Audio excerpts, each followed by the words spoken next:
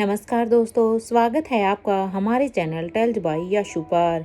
यहाँ पर आपको मिलेंगी रोचक और सस्पेंसफुल कहानियाँ। अगर आपको यहाँ पर हमारी कहानियाँ पसंद आती हैं तो कृपया करके आप हमारी वीडियोस को लाइक करें, इसको अपने दोस्तों को साथ शेयर करें और साथ के साथ अपना कमेंट करना ना भूलें। अगर आप इस चैनल पर नए हैं तो कृपया करके इसे सब्सक्राइब भी करें। आपका ज़्यादा समय न लेते हुए चलो आज की कहानी को शुरू करते हैं। पिछले एपिसोड में हम सब ने सुना था कि जहां एक तरफ आयशा मारवा किंग को नताशा का सच बताने के लिए जाती है तो वो खुद यहां पर नर्वस होकर बेहोश हो जाती है, तो वहीं दूसरी तरफ गुलेरिया हाउस में सभी अब यहां पर रबड़ी जलेबी को एंजॉय कर रहे थे। तब अब यहां पर राजीव कहता है कि उसे अपने एक्सपेरिमेंट के लिए एक लैब की जरूरत है। तो अब यहाँ पर राजीव उसे मन में सोचते हैं और कहते हैं कि ठीक है, तुम्हारा काम हो जाएगा, उसके लिए तुम्हें कॉलेज में जाने की जरूरत नहीं है। या अब तक राजीव की इन बातों का मतलब बच्चे कुछ और ही निकाल लेते हैं, जिसमें सीधा सीधा हाथ यहाँ पर महेंद्र का था। अब बच्चे यहाँ पर नारा लगाते हैं कि उनकी पढ़ाई बंद करो। इधर अब करण गुलेरिया बच्चों को समझाते हुए कहते हैं कि देखो बच्चों, मस्ती अपनी जगह होती है, लेकिन पढ़ाई अपनी जगह होती है। क्योंकि देखो, पढ़ाई के बिना तो तुम लोग कुछ भी नहीं कर पाओगे, क्योंकि एक एजुकेशन ही ऐसी चीज है जो हमें एक बेहतर इंसान बनाती है। क्योंकि बिना एजुकेशन के तो हम ना तो अच्छे से डिसीजन ले सकते हैं, ना ही हम अपनी लाइफ में आगे कुछ कर सकते हैं।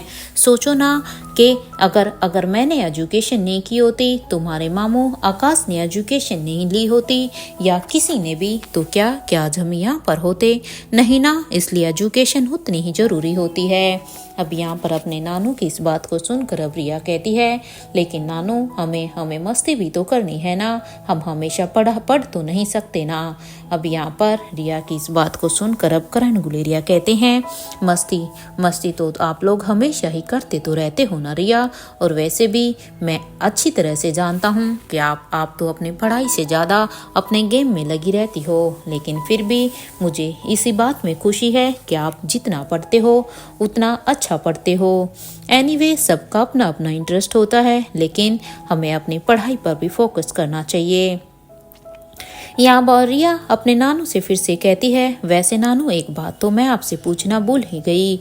आप यहाँ पर हम सब के लिए तो ये रबड़ी जलेबी लेकर आए हैं, लेकिन क्या आपने नानी माँ को दिया है?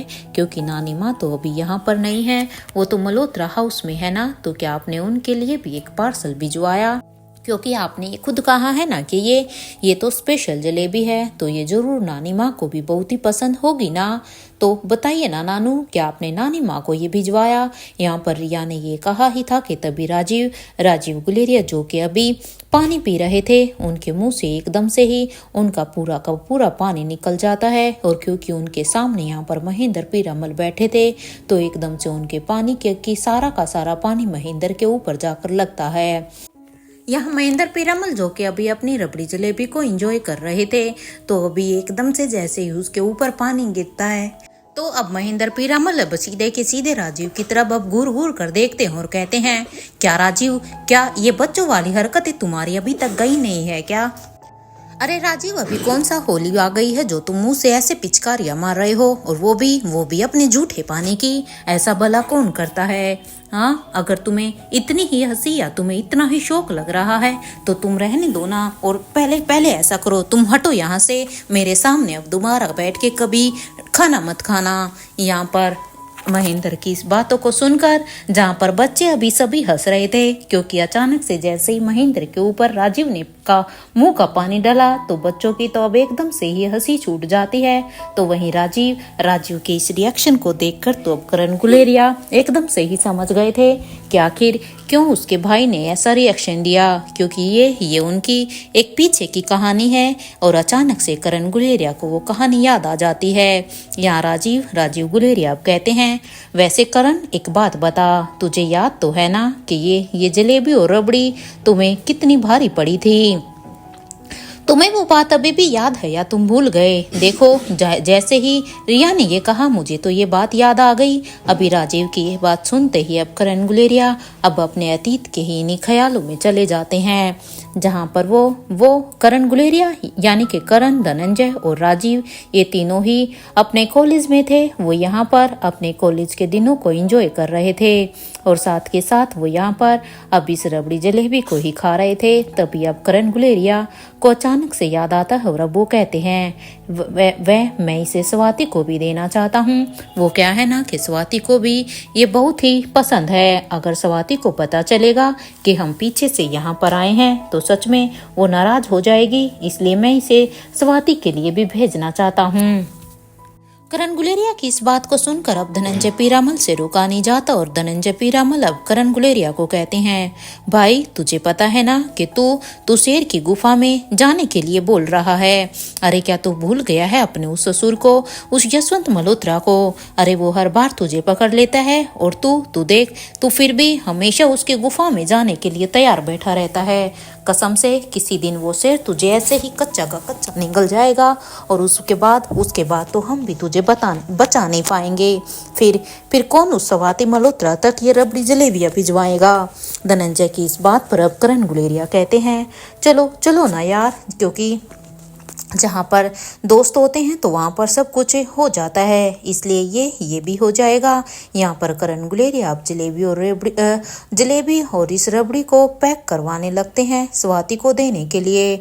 और इधर कुछ ही देर के बाद जैसे भी यहाँ पर स्वाति मल्होत्रा के लिए उसका पार्सल रेडी हो जाता है तो वो तीनों ही अब सीधा का सीधा मल्होत्रा हाउस के लिए निकल जाते हैं, क्योंकि करण गुलेरिया पहले यहाँ से स्वाति को ये रबड़ी जलेबी देकर फिर वो गुलेरिया हाउस के लिए वो राजीव निकलते और इधर धनंजय को जाते टाइम मारवा हाउस तक छोड़ देते। इधर कुछ देर के सफर के बाद जैसे ही अब उनकी गाड़ी यहाँ पर मल्होत्रा हाउस के बाहर आती है तो अब राजीव अपने भाई करण से कहते हैं, देख करण, मुझे तो बिल्कुल भी अच्छा नहीं लग रहा है, क्योंकि तू सच में फिर से शेर के मुंह में जा रहा है। इसलिए वहां जाने से पहले और देख, तू तो मरेगा ही मरेगा, साथ के साथ तू हमें भी मरवाएगा। इसलिए मेरी बात मान, या तो अभी के अभी यहाँ से वापस चल।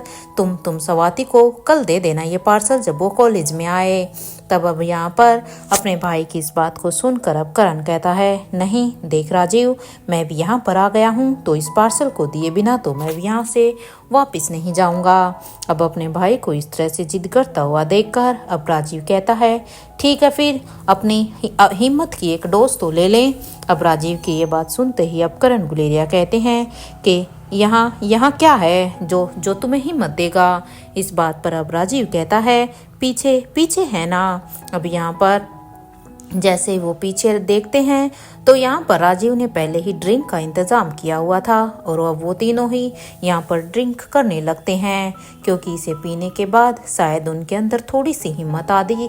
इधर कुछ ही देर के बाद यहाँ पर रात भी हो जाती है तो यहाँ पर अब करण गुलेरिया अब क्योंकि करण ने यहाँ पर ड्रिंक भी थोड़ी सी ज़्यादा कर ली थी, इसलिए अब करण गुलेरिया उस पार्सल को उठा कर कहते हैं, अब मैं जा रहा हूँ और देखना अब मुझे तुम दोनों में से कोई भी नहीं रोकेगा।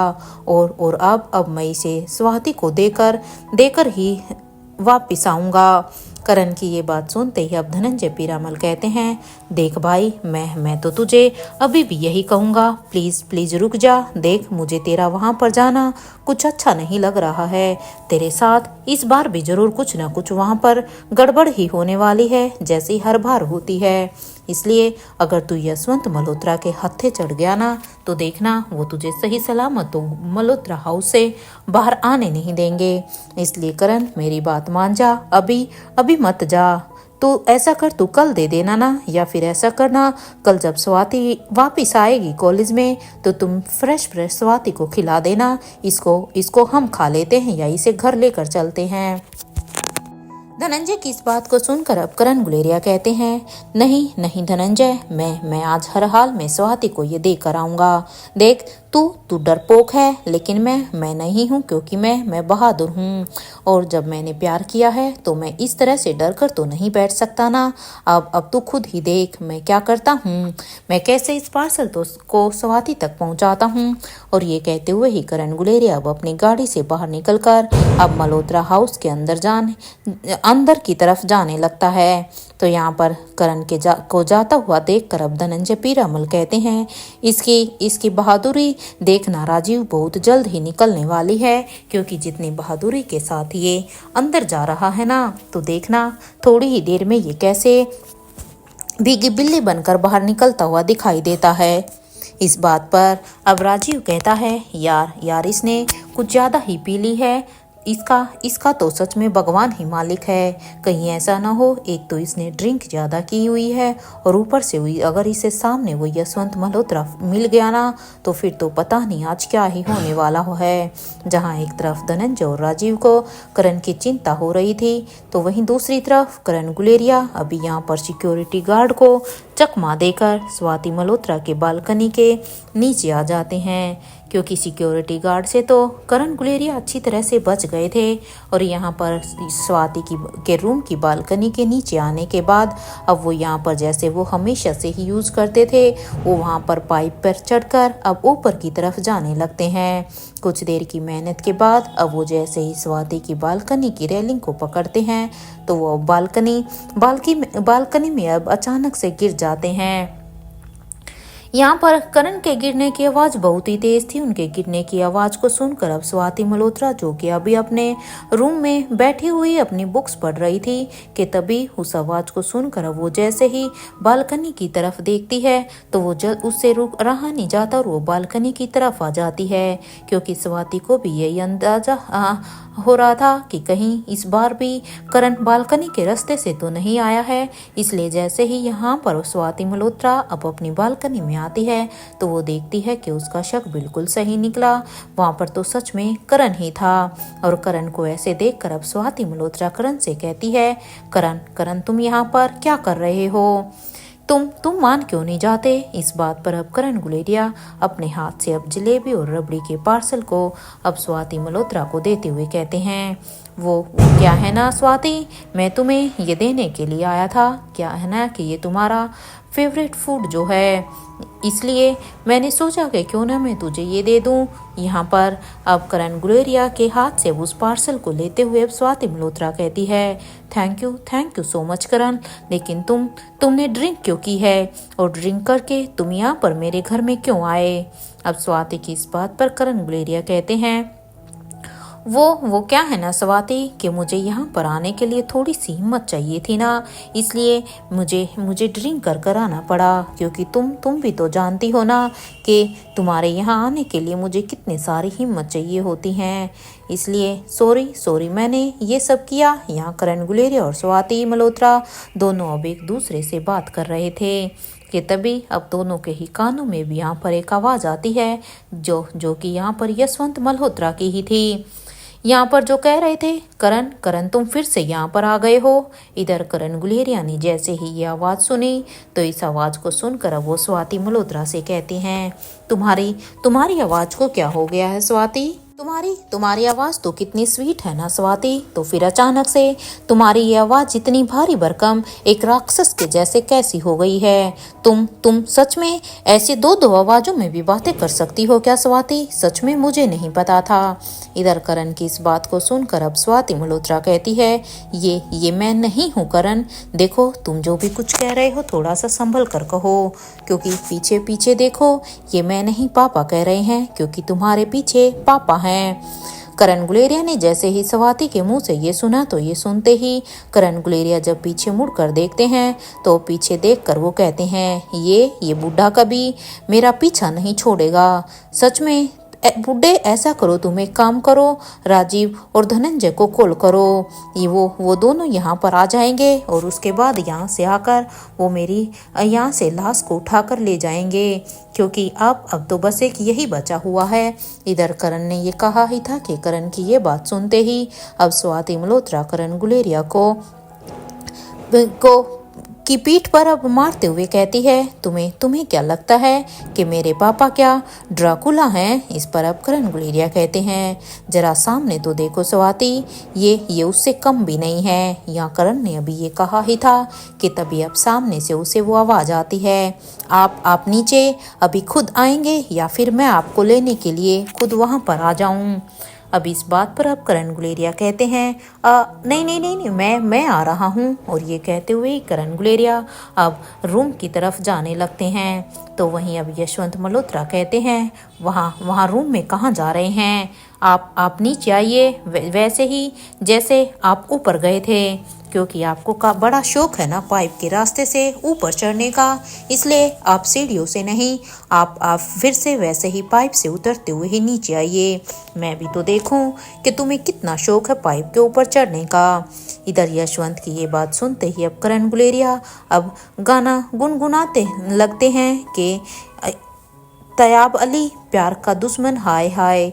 इधर करण का ये नारा सुनते ही अब स्वाति मल्होत्रा, जिसे सच में करण की इन हरकतों पर हंसी भी आ रही थी, लेकिन जिस तरह से अब वो उसके पापा के हाथों फिर से चढ़ गए थे, उसे अब गुस्सा भी आ रहा था, क्योंकि स्वाति नहीं चाहती थी कि इस बार भी करण के साथ कुछ फिर से उल्टा सीधा हो। इसलिए ये सुनते ही अब स्वाति मल्होत्रा कहती है बस भी करो करण, इसे आगे मत गाना। देखो तुम्हें मेरी कसम है, तुम्हें जो करना है करो, मुझे कोई भी फर्क नहीं पड़ता, लेकिन प्लीज मेरे कानों पर तो मेहरबानी करो, क्योंकि अगर तुम ऐसे ही गाना गाते रहे तो सच में मुझे ऐसा लग रहा है कि कल तक तो मैं बहरी हो ही जाऊंगी।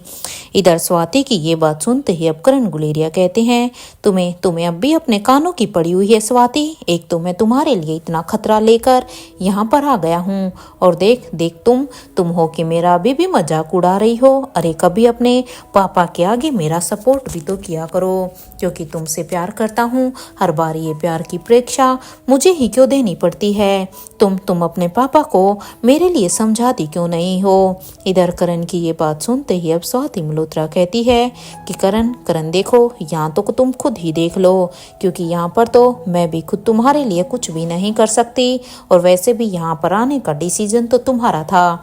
ये कहते हुए ही स्वाति मल्होत्रा अब करण की तरफ देखने लगती है, क्योंकि सच में स्वाति को भी अब बहुत ही मजा आ रहा था कि आखिर अब करण के साथ क्या होगा, क्योंकि स्वाति काफ़ी डेयरिंग थी और उसे ये सब देखने और करने में बहुत मज़ा भी आता था। इधर अब स्वाति की ये बात सुनते ही अब करण गुलेरिया कहते हैं ठीक है स्वाति, तुम्हें तो मैं बाद में देखता हूँ। और अब वो यहाँ से बालकनी से अब जैसे ही पाइप के थ्रू हुई नीचे उतरने लगते हैं, तो क्योंकि करण ने यहाँ पर बहुत सारी ड्रिंक की हुई थी, इसकी वजह से अब उसका बैलेंस बिगड़ जाता है और अब वो सीधा ही ऊपर से नीचे गिर जाते हैं। और अब यहाँ पर जैसे ही करण गुलेरिया नीचे गिरते हैं, तो वो यहाँ पर देखते हैं कि यशवंत मल्होत्रा तो वहाँ पर नीचे आकर पहले से ही उसी का ही इंतजार कर रहे थे। इसलिए यशवंत मल्होत्रा अब यहाँ पर करण गुलेरिया के पास आते हैं और अब उनके कॉलर को पकड़कर कहते हैं तुम सुधरोगे नहीं ना करण? सच में कितनी ही बार मैंने तुमसे कहा है कि मेरी स्वाति से दूर रहो, लेकिन शायद तुम्हें मेरी बात समझ में नहीं आती है। लगता है मुझे अब तो ये बात तुम्हारे पापा को ही बतानी पड़ेगी, इसके बिना तो शायद तुम सुधरोगे नहीं। अरे तुम्हें समझ में क्यों नहीं आता? और एक बात और, मैं तुम्हें साफ साफ कह दूं कि मैंने स्वाति के लिए लड़का पसंद कर लिया है, तो अब तुम्हारे लिए अच्छा यही होगा कि अब तुम यहाँ पर मल्होत्रा हाउस के चक्कर काटना बंद करो और इस तरह से मेरी बेटी को परेशान करना भी बंद करो। वैसे भी मेरी बेटी तुमसे कोई प्यार नहीं करती है जो तुम हर दिन यहाँ पर आ जाते हो। यहाँ पर अब यशवंत की इस बात को सुनकर एक पल के लिए करण गुलेरिया ऊपर बालकनी में खड़ी हुई स्वाति को देखने लगते हैं, और एक तरफ अब यहाँ पर यशवंत मल्होत्रा को। अब यहाँ पर करण गुलेरिया इसी उम्मीद से देख रहे थे कि शायद स्वाति अभी उसकी कोई ना कोई तो हेल्प जरूर करेगी, वो इस तरह से अपने पापा के हाथों से उसके कॉलर को जरूर छुड़वाएगी। अब अभी क्योंकि स्वाति अभी कोई भी रिएक्ट नहीं कर रही थी, इसलिए करण गुलेरिया के पास अब अपनी रक्षा के लिए कोई और रास्ता ही नहीं था। इसलिए अब यशवंत की इस बात को सुनते ही अब करण गुलेरिया कहते हैं क्या सच में आपने उसके लिए लड़का पसंद कर लिया? लेकिन कौन है वो लड़का? अरे मुझे भी तो बताइए कि आखिर ऐसा कौन लड़का है इस दुनिया में जो मुझसे ज्यादा काबिल हो सकता है? अब यहाँ पर करण की इस बात पर अब यशवंत मल्होत्रा अब करण के कॉलर को घसीटते हुए अब करण को अपने साथ खींचते हुए उसे स्विमिंग पूल की तरफ तक लेकर चले जाते हैं। और जाते जाते ही वो भी यहाँ पर करण गुलेरिया से कहते हैं, धनंजय धनंजय पीरामल नाम है उस लड़के का, और वो सच में तुमसे बहुत ही काबिल है, और इवन वो पेरिस में रहता है। अब यहाँ पर यशवंत की ये बात सुनते ही करण गुलेरिया अब जोर जोर से हंसने लगते हैं। इधर करण गुलेरिया को इस तरह से जोर जोर से हंसता हुआ देखकर अब यशवंत मल्होत्रा को अब करण के ऊपर और भी ज्यादा गुस्सा आने लगता है कि वो इस तरह से उसके ऊपर ऐसे कैसे हंस रहे हैं। और अब वो गुस्से में ही कहते हैं कि ठीक है, तुम्हें मेरे ऊपर हंसी आ रही है ना, अब मैं तुम्हें दिखाता हूँ। अब यहाँ पर अब वो गुस्से से अब करण को और भी खींचने लगते हैं। तो यहाँ पर अब करण गुलेरिया कहते हैं कि ठीक है, अगर आपने धनंजय पीरामल को ही स्वाति के लिए चूज किया है तो मैं बस आपको यही कहूँगा कि आप इस रिश्ते को पक्का करने की कोशिश कर देख लीजिएगा, क्योंकि स्वाति तो सिर्फ मेरी है और मेरी ही रहेगी।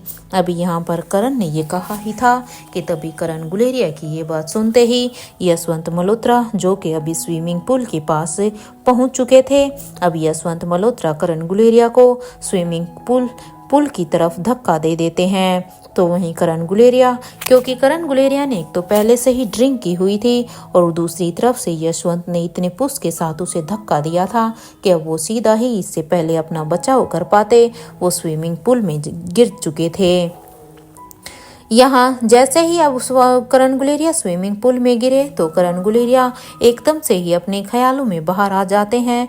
और तभी अब उन्हें राजीव गुलेरिया की आवाज़ आती है, जो कि अभी करण से कह रहे थे करण स्विमिंग पूल में चलें। इधर यहाँ पर जैसे ही राजीव ने करण को स्विमिंग पूल की बात कही तो अब करण गुलेरिया अब उन्हें घूर घूर कर देखने लगते हैं, क्योंकि करण अभी समझ चुके थे कि राजीव उसे किस ओर संकेत कर रहा है। और अब वो उसे कहते हैं, देख राजीव, मेरे ख्याल से अब सभी को सो जाना चाहिए, क्योंकि रात ज़्यादा हो चुकी है और अब हमारा हंसी मजाक भी हो चुका है। इधर करण की इस बात पर अब पिंकी कहती है, लेकिन दादू, हम थोड़ी देर में सो जाएंगे, हमें बस थोड़ी देर और एक दूसरे के साथ बातें करनी है, थोड़ी सी मस्ती करनी है। आप अपने अपने रूम में चले जाइए, हम अपने आप जाकर सो जाएंगे। तो यहाँ पर अब करण गुलेरिया पिंकी को कहता है, ठीक है बेटा, लेकिन हाँ, अगर बातें करनी है तो आप भी अभी अपने अपने रूम में जाओ और वहीं पर ही करना। इधर करण की ये बात सुनकर अब बच्चे अपने अपने कमरों की तरफ बढ़ जाते हैं। तो यहाँ पर अब बड़े भी अपने अपने रूम में चले जाते हैं।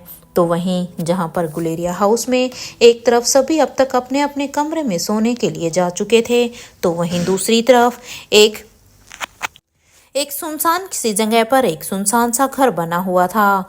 उस घर में एक शख्स अभी अपने विंडो के बाहर देखते हुए भी यही सोच रही थी कि रोहित और अनिका, तुम मुझे कैसे भूल गए हो? सच में तुम लोगों को क्या लगा कि मैं मर चुकी हूँ? लेकिन मैं मरी नहीं हूँ।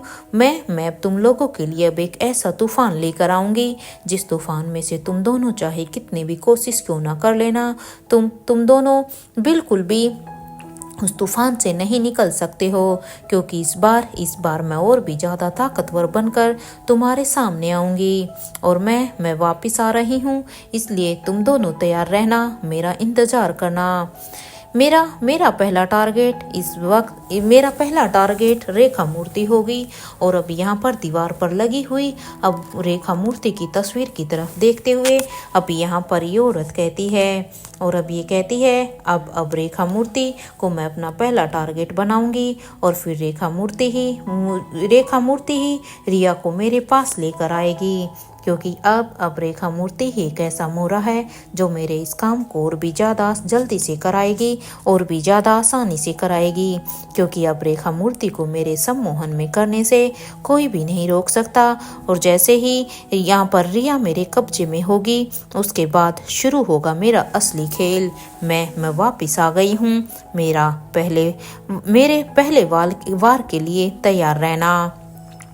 ये कहते हुए ही अब यहाँ पर ये औरत अब जोर जोर से हंसने लगती है। इस तरह से काफी देर तक हंसने के बाद अब वो यहाँ पर अपने आप को शांत करती है और फिर से कहती है, इस बार मैं अपनी गलती को दोबारा से नहीं दोहराऊंगी, क्योंकि पिछली बार की तरह मैंने कुछ गलतियां की जिसकी वजह से शायद मुझे उस समय वहां से भागना पड़ा, हमें हारना पड़ा।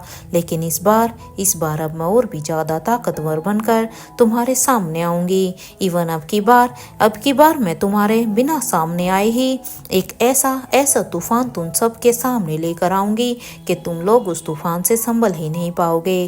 अब मैं छिप कर वार करूंगी और मैं भी देखती हूँ कि मेरे इस बार रोहित, मारवा और अनिका कैसे बचेंगे, क्योंकि इस बार मेरे लिए ये सब देखना बहुत ही दिलचस्प होगा, क्योंकि अब इस गेम में बहुत ही अच्छा मजा आने वाला है। यहाँ पर जो औरत इस सुनसान से घर में थी ये कोई और नहीं बल्कि हरी आंख वाली वो नेत्रा ही थी, क्योंकि अभी तक यहाँ पर सभी को लग रहा था कि शायद नेत्रा मर चुकी है। हालांकि चिराग ने पीछे अनिका को आके कहा भी था कि उन्हें जब तक उन्होंने वहां पर सब चीजों को संभाला तब तक वहां से नेत्रा की बॉडी गायब हो चुकी थी। इसलिए रोहित और अनिका भी उसके बाद समझ चुके थे कि शायद नेत्रा अभी भी जिंदा है। लेकिन अब यहाँ पर नेत्रा ने तो अब रिया को ही सबसे पहले फंसाने का अपना प्लान भी बना लिया था। इसलिए वो सबसे पहले यहाँ पर रेखा मूर्ति को अपने सम्मोहन में लेगी और उसके बाद रिया को। एक तरफ नेत्रा जहां पर अब अपने प्लान के बारे में अपने आप पर ही ज्यादा खुश हो रही थी, तो इधर दूसरी तरफ यहाँ पर टेरेस में रोहित और अनिका, जो कि अभी अपनी उस रबड़ी जलेबी को एंजॉय करते हुए कुछ बातें कर रहे थे, साथ के साथ यहाँ पर इन ठंडी ठंडी हवाओं का आनंद ले रहे थे। अब यहाँ पर रोहित अनिका से कहता है, अनिका देखो अब रात ज्यादा हो चुकी है, अब मेरे ख्याल से हमें अंदर चलना चाहिए। अब यहाँ पर रोहित की इस बात को सुनकर अब अनिका भी कहती है, हम मिस्टर मारवा चलते हैं, वैसे भी आप पूरे दिन से थके हुए हैं, इसलिए अभी चलकर सोते हैं, क्योंकि कल फिर से आपको शायद अपने ऑफिस के लिए निकलना होगा। अब यहाँ पर अनिका की बातों को सुनकर अब रोहित कहता है, हाँ अनिका, क्योंकि मारवा ग्रुप ऑफ कंपनी में नुकसान ज़्यादा हो चुका है, तो अब उस नुकसान की भरपाई तो किसी ना किसी तरीके से अब करनी ही होगी। इसलिए अब मुझे मारवा ग्रुप ऑफ कंपनीज के लिए नए इन्वेस्टर को ढूंढना भी होगा और साथ के साथ उनके साथ डील भी करनी होगी। इधर यहाँ पर रोहित की बात को सुनकर अब अनिका कहती है, आई नो मिस्टर मारवा कि आप सब कुछ कर लेंगे। इधर ये कहते हुए ही अब अनिका और रोहित दोनों ही अब यहाँ पर अपने कमरे में आ जाते हैं। और अब यहाँ पर अब अनिका कहती है, वैसे मिस्टर मारवा मेरी फेवरेट जगह तो आपका हाथ का पिल्लो ही है ना, तो प्लीज़ देखिए अब मुझे भी नींद आ रही है, इसलिए जल्दी से आइए और लेटिए। अनिका की इस बात को सुनकर अब रोहित भी वहाँ पर बेड पर आकर लेट जाता है। तो हमेशा की तरह अब अनिका भी यहाँ पर रोहित के हाथ पर अपने सिर को रखती है और अब वो रोहित की तरफ अब अपना फेस करते हुए कहती है, मिस्टर मारवा मैं आपसे कुछ पूछना चाहती हूँ। अब यहाँ पर अनिका की इस बात पर अब रोहित कहता है, हाँ अनिका पूछो ना, क्या पूछना चाहती हो।